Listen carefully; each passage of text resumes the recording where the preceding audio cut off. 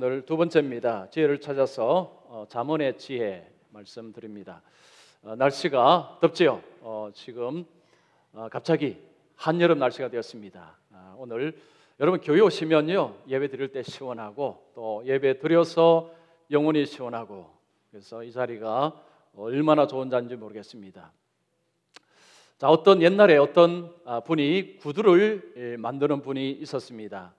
자, 이분에게는 아들이 셋이 있었습니다. 부인은 일찍 세상을 떠나서 혼자 아들을 양육하고 있었습니다. 첫째 아들은 아버지의 대를 이어서 구두를 만드는 일을 했습니다. 아버지가 가르쳐 주는 대로 첫째 아들은 참 잘 배웠습니다. 근면하고 성실하고 아버지가 볼 때도 참 대견한 아들이 첫째 아들이었습니다. 아버지는 첫째 아들을 보면서 내가 죽으면 이 아들에게는 재산을 많이 물려줘야 되겠다 생각을 하고 있었습니다. 둘째 아들은 아버지의 기대에 못 미쳤습니다. 아버지가 어떤 일을 시키면 마지 못해서 억지로 하는 아들이 둘째 아들이었습니다. 놀기를 좋아했습니다. 아버지는 둘째 아들을 볼 때마다 언제 철이 좀 들까 그런 생각을 하면서 살았습니다. 자, 그런데 아버지에게 정말 아픔의 대상은 막내였습니다. 셋째 아들이었습니다. 이 셋째 아들은 키도 크고 얼굴도 잘생기고 성격도 참 좋았습니다. 그런데 놀기를 좋아하고 술을 마시기를 좋아하고 또 여성과 가까이 하면서 방탕한 삶을 살아갑니다. 아버지는 셋째 아들 막내를 책망도 하고 매도 들어보고 그리고 달래기도 해보았습니다. 아무 소용이 없었습니다. 그런 가운데서 아버지가 큰 병이 들었습니다. 이제 얼마 살지 못한다는 것을 아버지가 알았습니다. 그래서 친한 친구를 불렀습니다. 자네, 내가 자네에게 부탁할 것이 하나가 있네. 내가 죽으면 이 재산을 내 자녀들에게 분배를 해주게. 이 가게는 첫째 아들에게 주게. 그리고 내가 좀 17켤레의 구두를 가지고 있으니 이 구두를 자녀들에게 나누어 주게. 요즘은 여러분 구두라는 것이 쉽게 살 수 있지만 옛날에는 그 구두 한 켤레가 굉장히 값어치 있을 때였습니다. 17켤레를 가지고 자녀들에게 이렇게 나누어 주러 갑니다. 첫째 아들에게는 2분의 1을 주고 둘째 아들에게는 3분의 1을 주고 막내에게는 9분의 1을 주게. 그리고 아버지는 며칠 후에 세상을 떠났습니다. 아버지의 친구가 이제 친구의 부탁을 받았으니 아버지가 남긴 것을 자녀들에게 나누어 주어야 됩니다. 자, 그런데 문제가 있습니다. 17켤레를 가지고 아버지가 친구가 요구한 대로 나누어 주려니까 이게 잘 되지가 않습니다. 여러분, 17켤레의 2분의 1이 얼마입니까? 8.5켤레입니다. 그 다음에 3분의 1은 5.8켤레 정도 됩니다. 그 다음에 9분의 1은 1.81켤레입니다. 자, 그러면 솔로몬처럼 구두를 잘라서 나누어줘야 할 것 같은데 구두를 자른다면 자녀들이 반발이 있을 것이고 원망을 살 것 같습니다. 이분이 고민을 합니다. 이걸 어떻게 하면 친구가 요구하는 대로 잘 나누어 줄 수 있을까 고민을 하다가 해결책을 찾았습니다.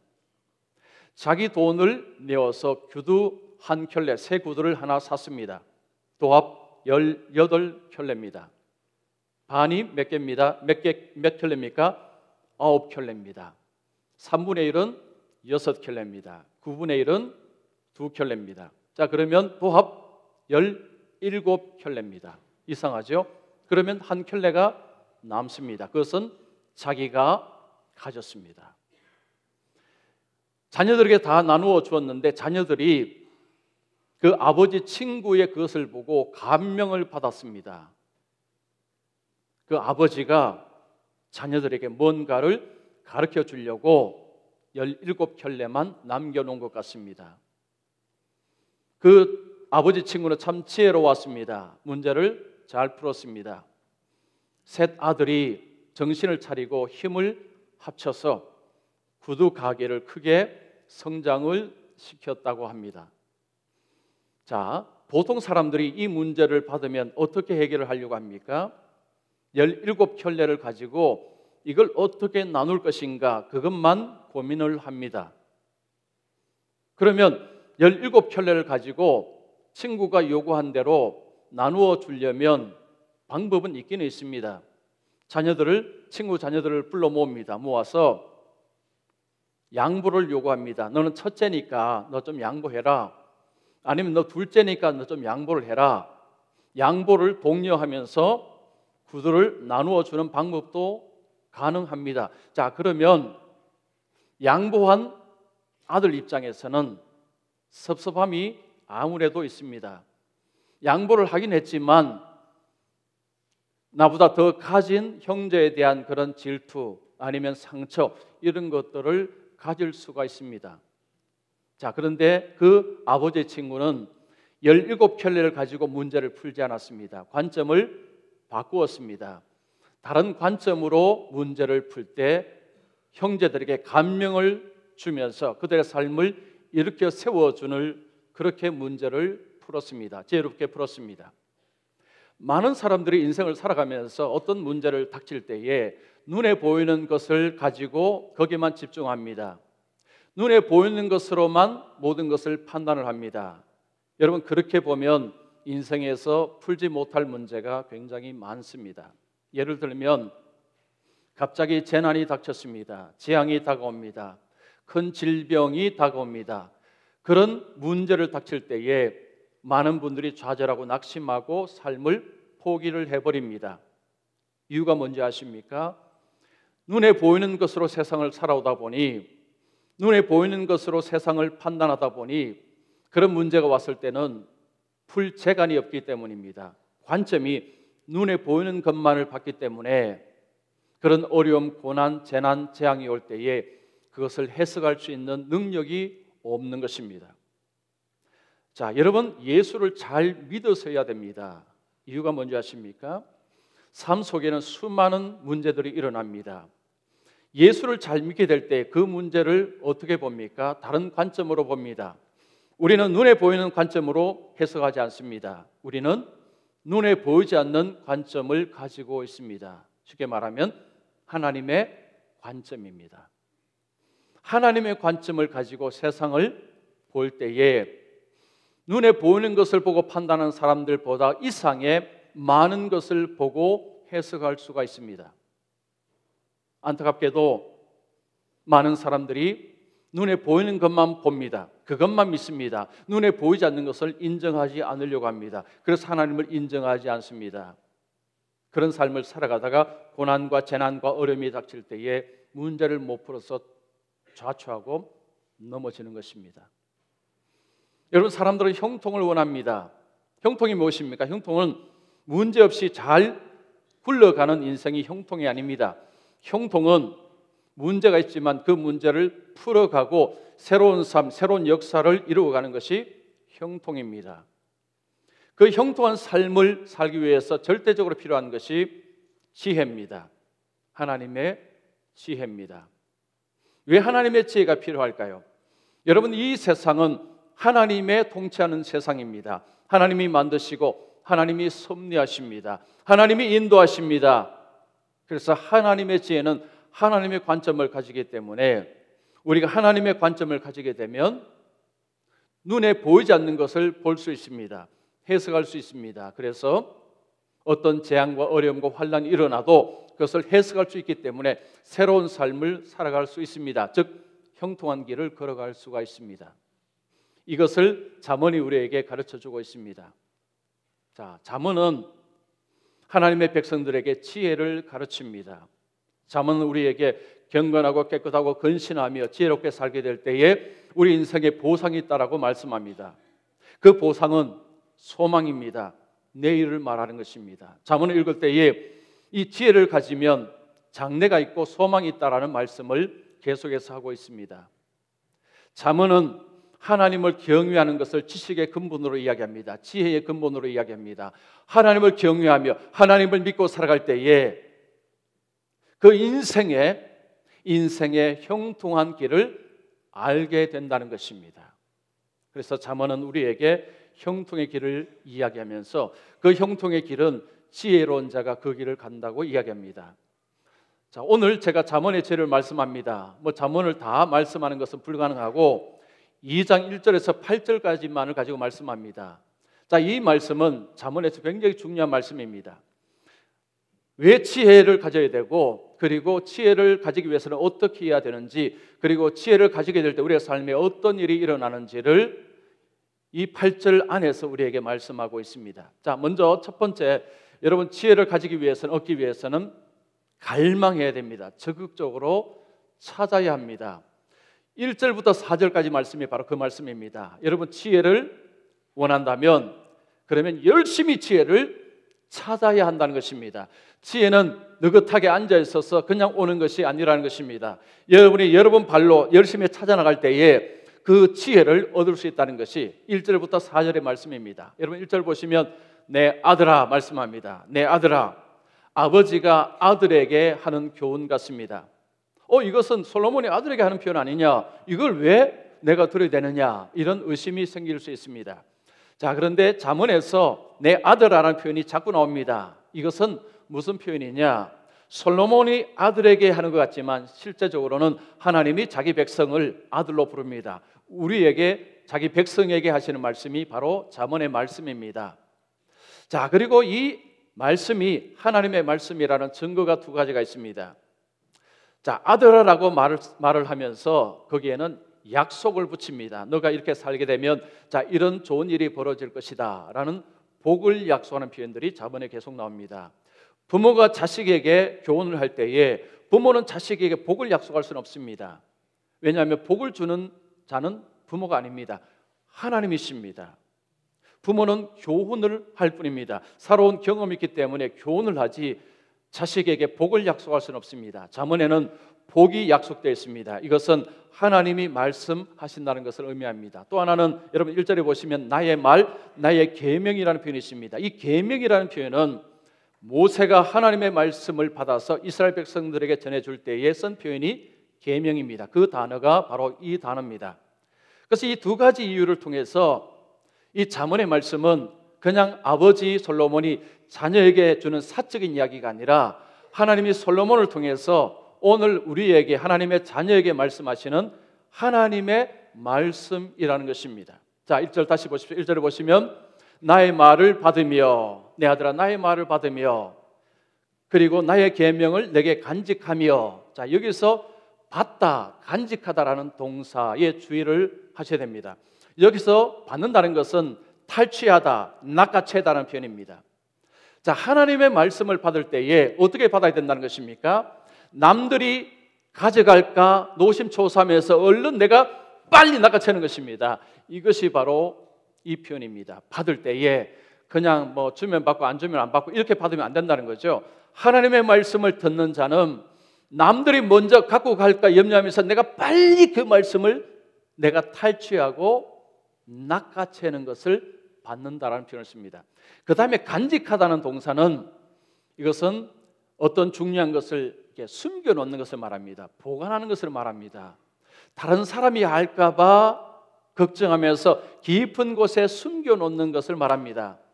하나님의 말씀을 받을 때에 남들이 가져갈까 내가 먼저 갖고 가야지라는 정신으로 말씀을 받고, 그리고 그것을 마음속에 꽁꽁 숨겨두고 마음속에 간직하는 것을 말합니다. 자, 2절에 보시면 내 귀를 치에 기울이며, 우리가 어떤 부분은 귀를 쫑긋해서 어떤 이야기를 들을 때가 있습니다. 여러분 전철을 타고 가시거나 아니면 버스를 타고 가실 때 사람들이 하는 이야기는 잘 안 들리죠. 그런데 어떤 이야기는 갑자기 들립니다. 교회 이야기할 때, 그리고 목사 이야기하면요 안 들리던 게 막 들리기 시작합니다. 그런데 전철 타고 가면서 교회 이야기, 목사 이야기하는 분들이 종종 계세요. 여러분 그러지 마십시오. 그러면요 졸던 사람들도 갑자기 깨서 듣습니다. 귀를 치에 기울이며 명철을, 마음을 내 명철에 두고 보물 있는 곳에 마음이 있다고 예수님 말씀하셨죠. 마음은 내가 관심 있는 곳에 마음이 갑니다. 하나님의 진리가 인생의 우선순위의 첫 번째 노라는 것입니다. 그래야 마음으로 듣습니다. 이게 인생의 뒤로 밀리면 다른 것에 관심을 가다 보면 거기에 마음을 두지 않습니다. 그 다음에 3절에 보시면 지식을 불로 구하며, 지식을 부른다는 것은 막 이 자녀가 엄마를 잃은 그 자녀가 엄마를 막 찾는 거였죠. 막 엄마 하며 부르는 그런 불로 구하는 것을 말합니다. 그리고 명철을 얻으려고 소리를 높이며, 똑같은 표현입니다. 여러분 평안할 때 하나님을 부르는 것하고 여러분이 큰 어려움이 있을 때 하나님을 부르는 것하고 다를 것입니다. 평안할 때는 그냥 하나님, 아버지 하다가도요, 큰 어려움이 있으면 하나님 제발 나를 좀, 여러분 그때 하나님을 부르는 그 부름이 바로 이런 부름입니다. 절박함. 그 하나님을 찾을 때 절박하게 찾는 그 절박함으로 지혜를 찾으라는 거죠. 그러면 4절 보십시오. 은을 구하는 것 같이 그것을 구하며 감춰진 보배를 찾는 것 같이 찾으면, 자, 요즘은 뭐 이 금이라든가 이것을 채취하는 그것을 발굴하는 기계들이 좋습니다. 그러나 옛날에는 광산에서 금, 은, 이거 하다가 목숨을 잃는 사람들이 많았습니다. 이 미국의 역사들을 보면요, 어떤 곳에 이 금이 발견됐다 그러면 미국 온 전역에서 와서 금을 얻고자 하는데 거기서 많은 사람들이 목숨을 잃습니다. 왜 그들이 그러면 목숨을 담보하고 왜 금을 찾으러 올까요? 그 금을 손에 넣기만 하면 인생을 바꿀 수 있다라고 생각하기 때문입니다. 그래서 자기 목숨을 내어놓고까지 금을 찾으러 다닙니다. 바로 4절의 그 말씀입니다. 우리가 지혜를 찾을 때, 하나님의 말씀을 들을 때에 광부가 그 광산에서 거기에서 이 은을 찾듯이, 보화를 찾듯이 하나님의 지혜를 찾아야 지혜를 내 것으로 만들 수 있다는 이야기입니다. 여러분 1절에서 4절까지가 우리에게 통합적으로 하는 이야기가 그겁니다. 지혜를 찾고자 하느냐, 느긋하게 기다리지 마라. 그러면 오지 않는다. 지혜는 찾아 나서야 됩니다. 여러분 발을 옮겨야 됩니다. 적극적으로 나서서 찾으셔야 됩니다. 열정을 가지고 찾으실 때에 지혜를 얻을 수 있다는 것입니다. 자, 그런데 지금 우리나라의 상황, 우리의 상황 어떻습니까? 하나님의 말씀을 듣는 것이 굉장히 쉽습니다. 라디오 기독교 방송을 틀면 설교를 들을 수 있습니다. 여러분 인터넷에 들어가면 유명 목회자 설교를 얼마든지 들을 수 있습니다. 스마트폰으로 유튜브에 들어가도 설교라고 검색하면 여러분 설교가 쭉 뜹니다. 케이블 텔레비전에서 요즘 기독교 케이블 텔레비전에 3개인가 4개인가 거기서 설교가 계속 쏟아져 나옵니다. 너무 풍성합니다. 뭐든지요, 풍성하면 사람은 가치를 잘 모를 수 있습니다. 뭐든지 없으면 가치를 알지만 이게 늘 있고 풍성하면 여러분 그 가치 잘 모릅니다. 그러다 보니까 오늘날 어떤 일이 벌어지고 있습니까? 우리가 말씀의 홍수 속에 살고 있지만 실제적으로 우리의 삶이 그 말씀의 능력 가운데서 살아가느냐? 여러분 어떻습니까? 예라고 대답하실 수 있습니까? 말씀은 넘쳐납니다. 그러나 우리의 삶은 말씀과 전혀 상관없이 살아가며 삶의 이런저런 실패와 어려움을 경험하는 일이 얼마나 많습니까? 그런 일이 벌어지면 많은 분들이 원망합니다. 하나님을 원망합니다. 하나님은 어떻게 내 삶에 일을 칠 수 있습니까? 이런 원망을 쏟아놓습니다. 미국의 어떤 목사님이 공항에서 비행기를 기다리고 있었습니다. 비행기가 조금 자꾸 계속 딜레이가 되었습니다. 그래서 옆에 분과 이야기를 하게 되었습니다. 옆에 중년의 어떤 신사와 대화를 합니다. 그 중년의 신사가 자꾸 자기의 신사 한탄을 합니다. 삶에 좀 어려운 일이 많은 것 같습니다. 목사님이 물었습니다. 선생님 삶이 참 힘든 것 같은데 삶이 어떤지 한번 이야기해 주십시오. 그러자 기다렸다는 듯이 자신의 삶을 옆에 분에게 막 쏟아놓기 시작합니다. 3가지를 이야기합니다. 먼저는 이혼한 것을 이야기합니다.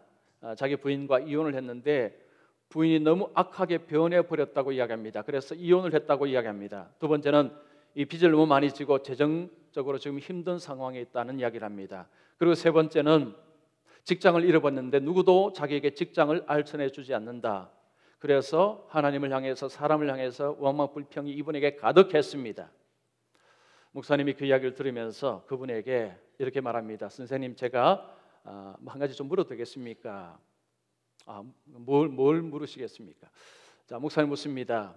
자, 이혼을 하셨다고 하는데 전 부인이 굉장히 악하게 변했다고 하는데, 그러면 선생님은 그 부인에게 얼마나 충실하셨습니까? 남편으로서 얼마나 부인에게 잘 하셨습니까? 물었습니다. 그러자 이분이 곰곰이 생각해 보니까 자기도 잘못한 것이 있습니다. 그러면서 자기가 잘못한 것을 이렇게 이야기를 합니다. 그 다음에 목사님 또 묻습니다.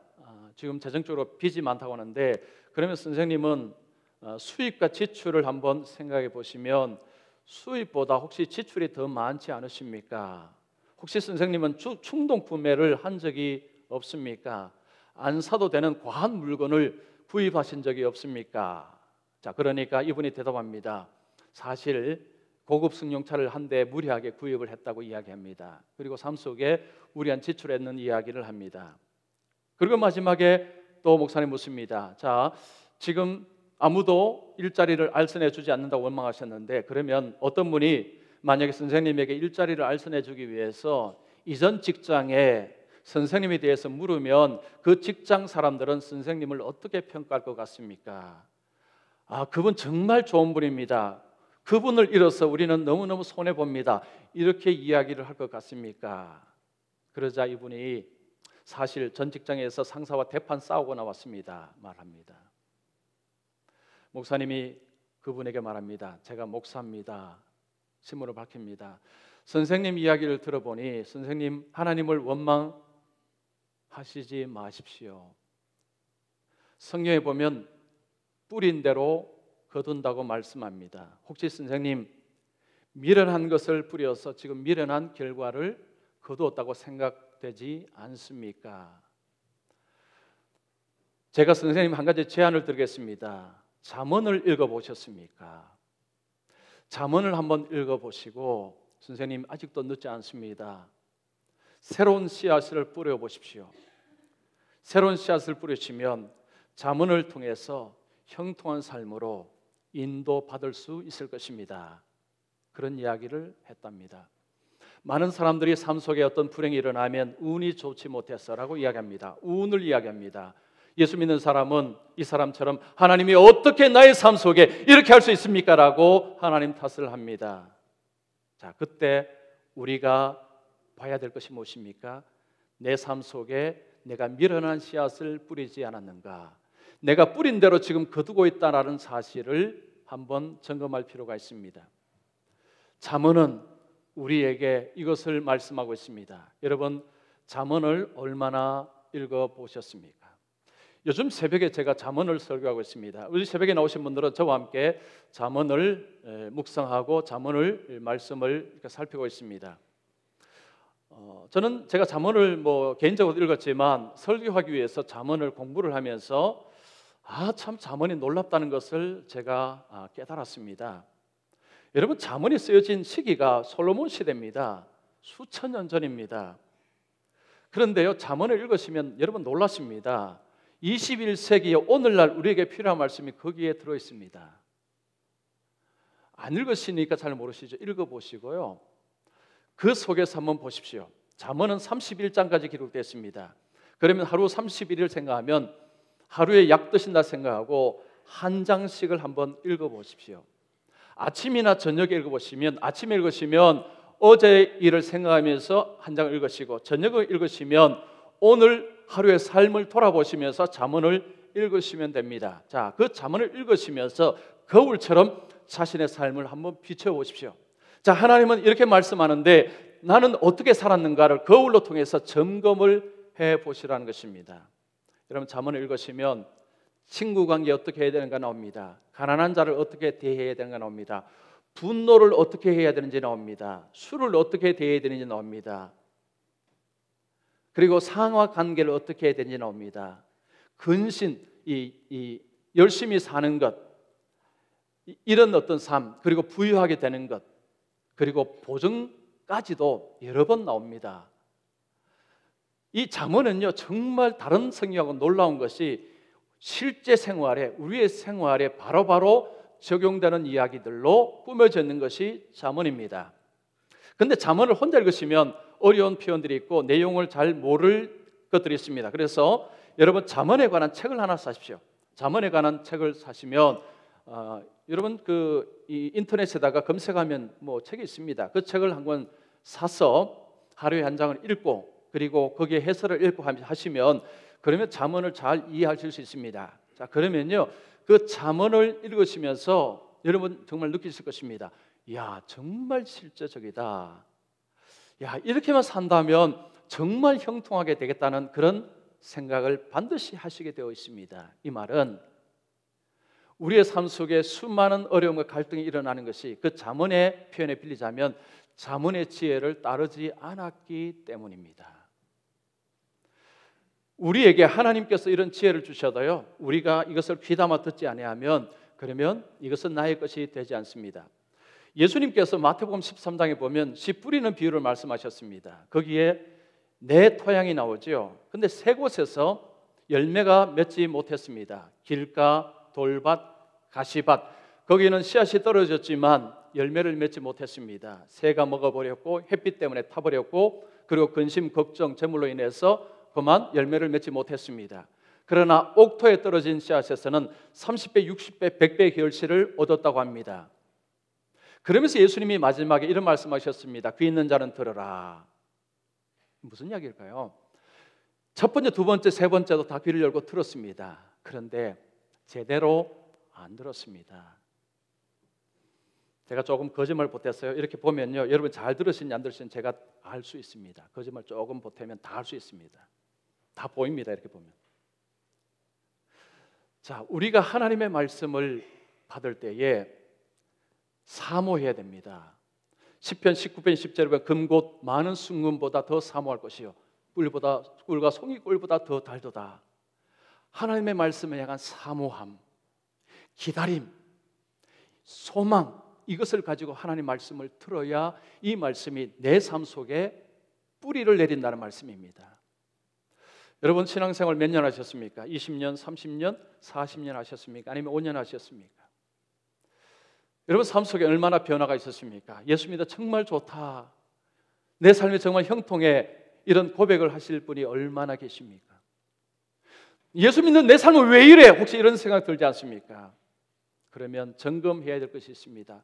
내가 하나님의 말씀을 어떻게 여기고 있는지, 내가 하나님의 말씀을 받을 때에 내가 어떻게 듣고 있는지를 점검해 보십시오. 혹시 한쪽 귀로 듣고 한쪽 귀로 그냥 휙 흘리지 않습니까? 그러면 아무리 말씀이 풍성해도 아무리 내가 예배 자리에 있고 내가 말씀을 들어도 그 말씀은 나와 아무 상관이 없습니다. 그러면 그 말씀을 통해서 내 삶 속에 아무런 일이 일어나지 않습니다.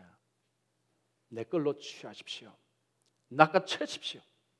그것을 누가 볼까봐, 누가 가져갈까봐 그것을 간직하십시오. 바로 거기에 지혜가 주어진다는 것입니다.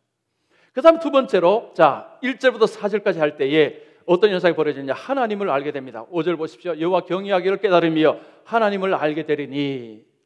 자, 거기 보시면 갈망하고 하나님의 말씀을 탈취하고 그렇게 들을 때에 하나님을 알게 된다는 것입니다. 자, 거기에 두 가지 표현을 쓰죠. 하나님을 경외하고, 여호와를 경외하고, 그리고 하나님을 안다는 표현입니다. 이거 같은 표현입니다. 하나님을 경외하는 자가 하나님을 아는 것이고, 여러분 하나님을 아는 자는 하나님을 경외합니다. 진짜 하나님을 아는 사람은 하나님을 경외합니다. 하나님을 두려워합니다. 신앙생활 오래 하셔도 하나님을 두려워하지 않는 분은 실제로 하나님을 잘 모르시는 분이십니다. 여러분 성경에 보시면 하나님을 만난 사람들에게 공통적인 특징은 두려움입니다. 이사야가 성전에서 아마도 그 환상 중에 하나님의 보좌를 본 것 같습니다. 화로다 나여 망하게 되었다다. 나는 입술이 부정한 백성이요 부정한 사람이요 입술이 부정한 백성 가운데 있으면서 만군의 여호와이신 하나님을 비웃음이로다. 본능적으로 이사야는 하나님 앞에서 두려움을 느꼈습니다. 베드로가 예수님 부르심을 받기 전에 업으로서 열심히 물고기를 잡았습니다. 어느 날 밤새도록 물고기를 잡았습니다. 그런데 한 마리도 잡지 못했습니다. 아침에 들어가려고 하는데 예수님께서 깊은 데로 가서 그물을 내려라고 했습니다. 반신반의했습니다. 될까? 한번 해보자. 던졌습니다. 2배에 가득 차게 물고기가 잡혔습니다. 예수님을 그는 다르게 보였습니다. 무릎을 꿇었습니다. 주여 나를 떠나소서, 나는 죄인이로소이다.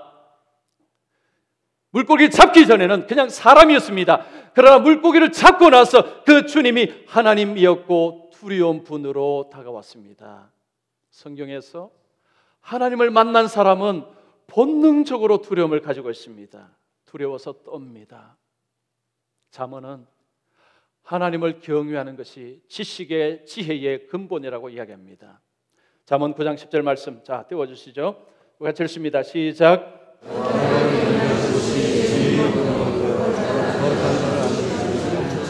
이것이 잠언의 핵심입니다. 여호와를 경외하는 것, 하나님을 아는 것, 이것이 지혜의 근본이고 이것이 명철입니다. 잠언은 우리에게 이것을 이야기합니다. 하나님을 두려워하고 하나님을 바르게 아는 자가 그가 바로 지혜를 가지는 기본을 깔았다는 의미입니다.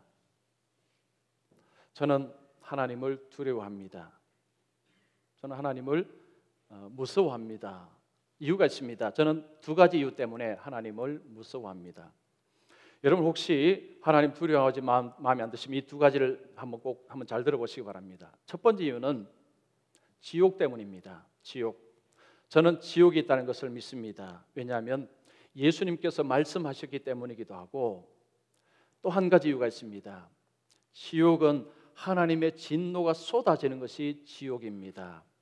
많은 사람들이 하나님은 사랑이신데 어떻게 하나님이 진노를 쏟아부을 수 있는가 이야기합니다. 그분은 구약 성경을 안 읽으신 분이십니다. 여러분 구약 성경에 보면 하나님의 진노가 무시무시하게 떨어지는 장면들이 나옵니다. 소돔 고모라 성에 거기에 떨어진 무시무시한 하나님의 진노, 여러분 다 아시죠? 그뿐만 아닙니다.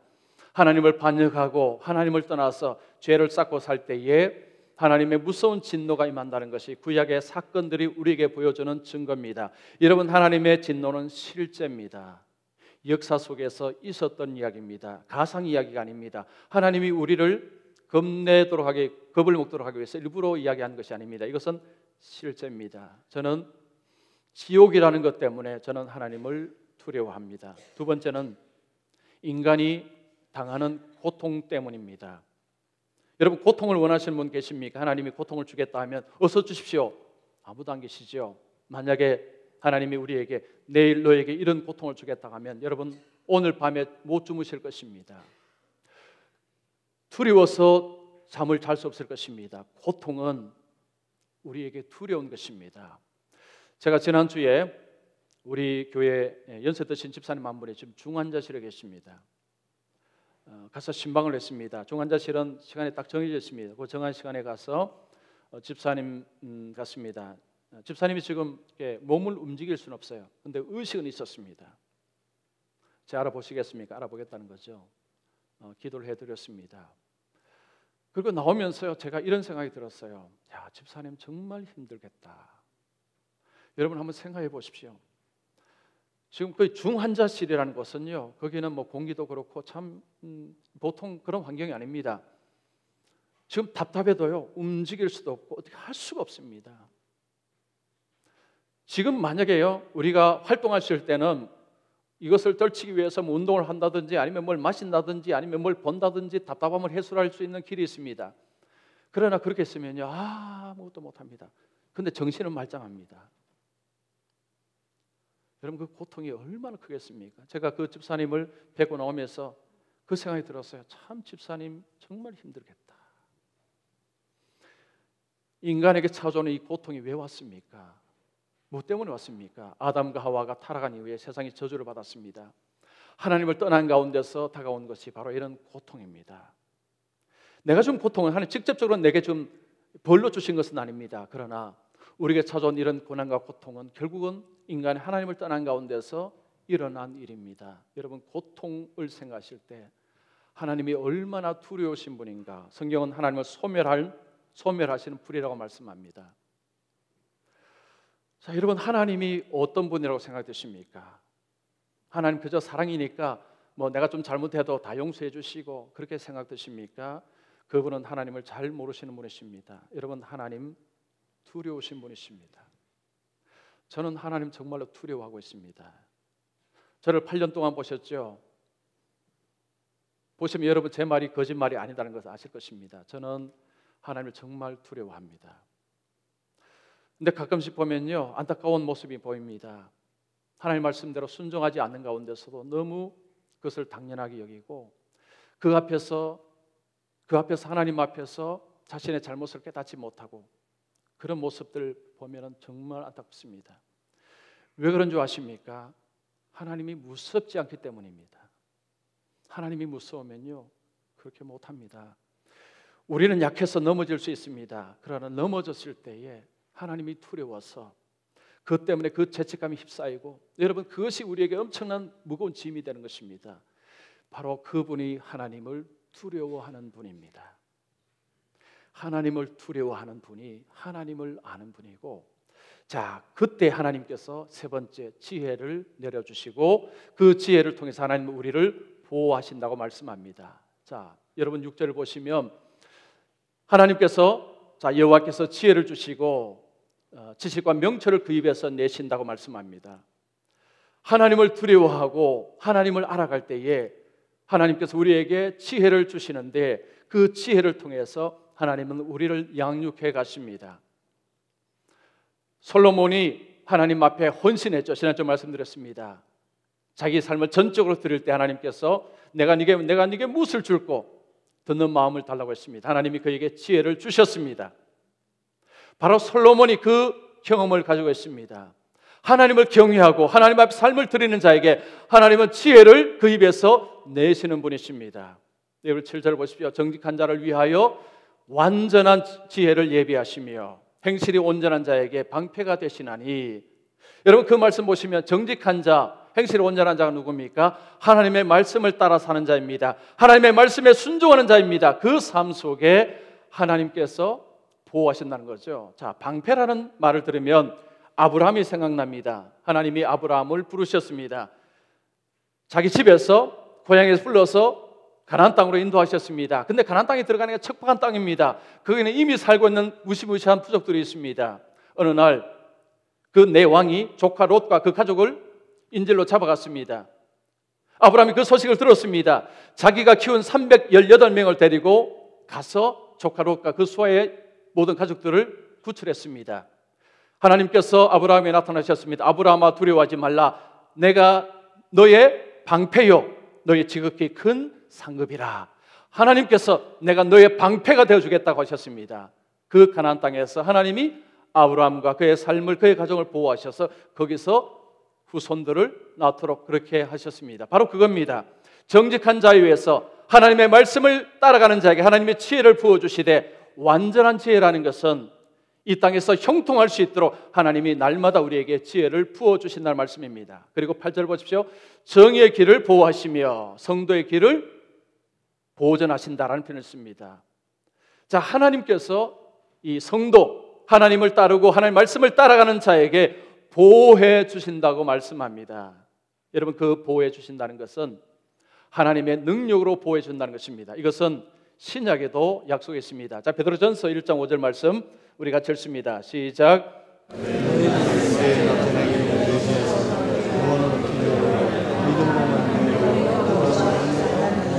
자, 여러분 읽었을 때 좀 큰 소리로 읽으시면 좋겠습니다. 자, 여기 보시면요, 구원, 말세에 나타나게 예비하신 구원을 얻기 위하여 믿음을 가진 자들을 하나님의 능력으로 뭐 한다고요? 보호하신다. 우리가 구원은 우리의 능력으로 절대 못 얻습니다. 하나님의 보호하심이 절대 필요합니다. 근데 누구를 보호하신다고요? 믿음으로 살아가는 자. 믿음으로 살아가는 자는 하나님의 말씀을 따라 살아가는 자를 말합니다. 자, 그런 자에게 하나님이 능력으로 보호하셔서 구원을 얻도록 하나님이 그렇게 하신다는 약속을 신약에도 하고 있습니다. 우리가 하나님의 진리를 따라 산다는 것은 쉽지 않습니다. 이건 믿음이 없이는 어려운 것입니다. 어떤 성도님이 있었습니다. 이분이 한 교회 다니는 분하고 이렇게 대화를 하다가 자기의 속에 있는 깊은 그 하나님 앞에 잘못했던 과거 이야기를 이렇게 고백을 했습니다. 성경에 보면 서로 죄를 고백하라는 말씀이 있죠. 그래서 자기가 저질렀던 그런 잘못을 그분에게 고백을 했습니다. 그러면서 이건 우리 둘만 아는 것입니다. 이게 듣는 분도 알겠습니다. 제게 말씀해 주셔서 감사합니다. 자, 그리고 어느 정도 시간이 흘렀는데 어떤 분이 이분에게 와서 아니 나는 당신이 그럴 줄 몰랐는데 아니 그런 일을 행했다면서요. 누가 이야기한 것입니까? 들은 사람이. 자, 여러분 같으면 어떻게 하실래요? 어떻게 하시겠습니까? 이분의 가슴에 분이 불불불 끓어오릅니다. 내가 저 사람 가만두지 않겠다. 내가 그렇게 부탁을 했는데 이거 둘만이 아는 이야기라고 내 속에 있는 정말 이 수치스러운 걸 이야기했는데 어떻게 이거를 사람들에게 이야기할 수 있는 내가 부끄러워서 교회를 어떻게 다니나 보복하고 싶은 마음이 막 일어났습니다. 그런데 그가 한날 잠언 16장 7절의 말씀을 읽었습니다. 여러분 한번 펴보실래요? 잠언 16장 7절 말씀. 사람의 행위가 하나님을 기쁘시게 하면 그가 원수일지라도 그와 더불어 화목하게 하시느니라. 자, 그 말씀이 있습니다. 이 말씀을 이 사람이 읽고 나서 생각합니다. 내가 좀 보복하는 것은 하나님을 기쁘시게 하는 행위가 아니지. 또 좀 마음속에 또 보복이 일어납니다. 마음속에 그 사람에 대한 미움이 일어납니다. 그럴 때마다 이 잠언 16장 17절의 말씀을 읽습니다. 사람의 행위가 하나님을 기쁘시게 하면 원수일지라도 그와 더불어 화목하게 하느니라. 또 그 말씀을 가지고 누릅니다. 그러면서 기도합니다. 하나님, 내 마음속에는 그 사람을 정말 믿습니다. 그러나 하나님, 나에게 은혜를 베푸셔서 그 사람을 용서하고 그 사람을 사랑할 수 있도록 하나님, 그리고 그분의 삶을 돌이킬 수 있도록 은혜를 주시옵소서라고 기도하면서 그 자신의 마음을 추스렸다고 합니다. 어느 정도 시간이 지났습니다. 그분에게 전화가 옵니다. 만났습니다. 그분이 말합니다. 제가 정말 잘못했습니다. 어느 날 내 마음속에 하나님이 책망을 하셨습니다. 너가 그 사람에게 그렇게 한 건 너 정말 잘못한 것이다. 그걸 듣고 나서 이분에게 와서 용서를 구한 것입니다. 나를 용서해 줄 수 있겠습니까? 어떻게 했을까요? 당연히 용서하죠. 그리고 관계가 회복이 되었습니다. 여러분, 교회는 이런 일들이 종종 일어납니다. 여러분 들으시면 절대 발설하시면 안 되지만 혹시 그런 일이 일어날지라도 교회를 떠나지 마십시오. 아시겠죠? 교회를 떠나는 분들이 계세요. 저 우리 교회도 그런 분들이 계십니다. 제가 아는 분도 계세요. 혹시 그런 상처를 받으시면 잠언 16장 7절을 냉장고에 붙여놓으시고 책상 위에 붙여놓으시고 운전대에 붙여놓으시고 어디다 붙여놓으시고 자꾸 보십시오. 내 행위를 하나님이 기뻐하시면 하나님이 기뻐하시는 행위를 통해서 하나님께서 일을 하시도록 기회를 주십시오. 믿음은요, 순종으로 발을 옮기는 것이 믿음입니다. 순종이라는 것은 본능을 뛰어넘어야 됩니다. 본능을 억제하지 않으면 순종하기가 어렵습니다. 많은 분들이 말씀에 순종하지 못하는, 우리가 그렇습니다. 본능을 따르기 때문에 말씀에 순종하지 못합니다. 그러면 하나님의 능력을 경험할 수가 없습니다. 하나님의 말씀을 따라갈 때에 하나님이 우리의 삶을 그렇게 인도하시고 형통케 하십니다. 여호수아 1장 8절 말씀, 자 우리 같이 읽습니다. 자 크게 읽습니다. 시작.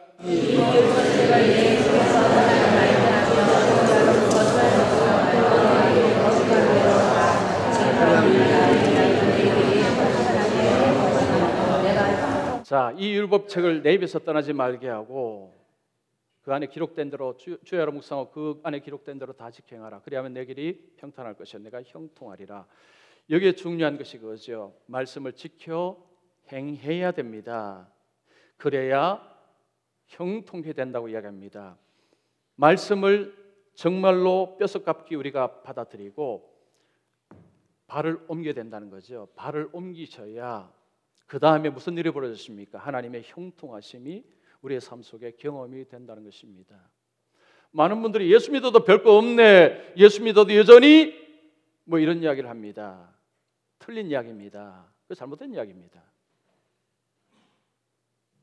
뭘 살펴야 됩니까?